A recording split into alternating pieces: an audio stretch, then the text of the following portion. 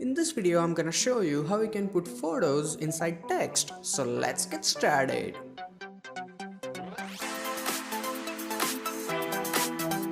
Hey, what's up guys, Dhruval here, and as you can see this is the final output. Now to create this effect, first of all go to file menu and create a new document. My size is 1920 by 1080, resolution 150, standard HD. So hit OK. Now the first thing you have to do is type in the text. So for that, select your type tool from here and type in whatever you like. So I'm gonna just simply type art and then click on the layer to confirm it. Now we have to put it in exact center. So for that, first of all press Ctrl A. So you will select your text layer. Then select your move tool from here. So you have these options. So select second one and the second last one. So it's in complete center. Now go to select and go to deselect. Now to do any change in the text, you can double click on your thumbnail here and click on this little box, so you have all the options, but I think the default one looks really nice, so I'm just gonna close it. Now we have to add in the image. So for that, go to file and go to place. Now find the image that you want. So I'm gonna select it and place it. Then go and confirm it from here. Then make sure that your image is on top of your art layer, the text layer. Then right click on your image and select create clipping mask. So your image is inside the text, and to move it, make sure you have selected your move tool and you can move it around like this. But it's really big, so I'm gonna press Ctrl T, hold my shift key and I'm gonna make it smaller. Then I'm gonna move it back here until I get the type of look that I need. So as you can see, now this looks really nice. Then go and confirm it. Now the basic effect is done, but it looks a little bit boring. So to make it better, first of all, select your text layer, this one, right click and go to blending options. And first thing I would like to do is drop shadow.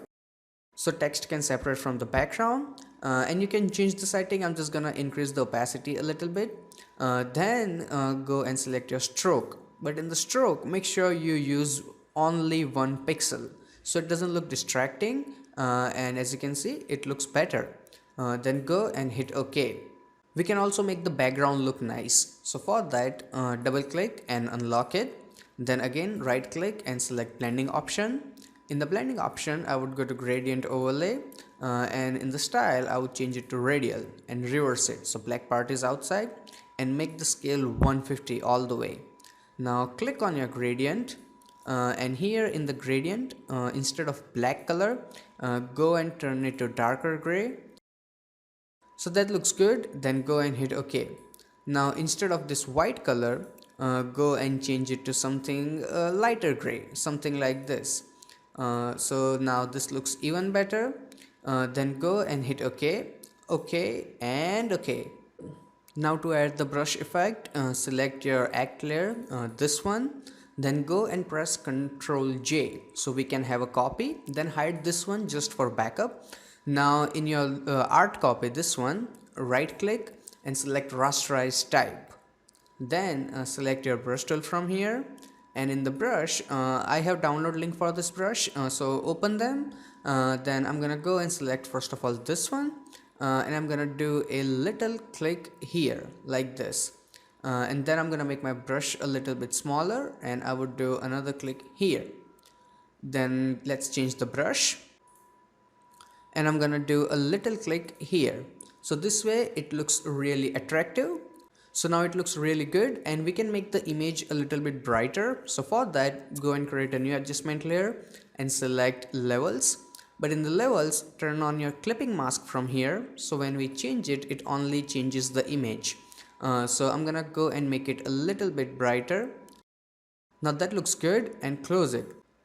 And now for overall change, you can go to your adjustment layer and select curves.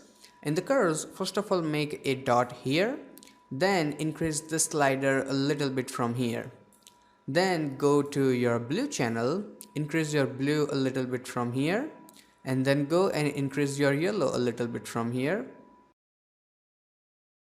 and then go and close it. And let's say if you want to use an image as a background, you can go to file and place and find the image that you like. I'm going to use the same image, place it. confirm it, and then I'm gonna go and put this image under my text layer. So it's in background, then press Ctrl T, uh, make it bigger, go and confirm it. After that, go and reduce the opacity to somewhere around 20-30%. And then you can go to filter, blur, and Gaussian blur. Apply a little bit of blur, not too much, and hit OK. So this way you can also use an image as a background and it works pretty good. And that's it. This is the final output. So I really hope that you guys learned something from this video, and if you did, hit that like button, and if you have any kind of questions or suggestions, feel free to ask me in comment section below. Till then, goodbye, take care, and have some fun with Photoshop.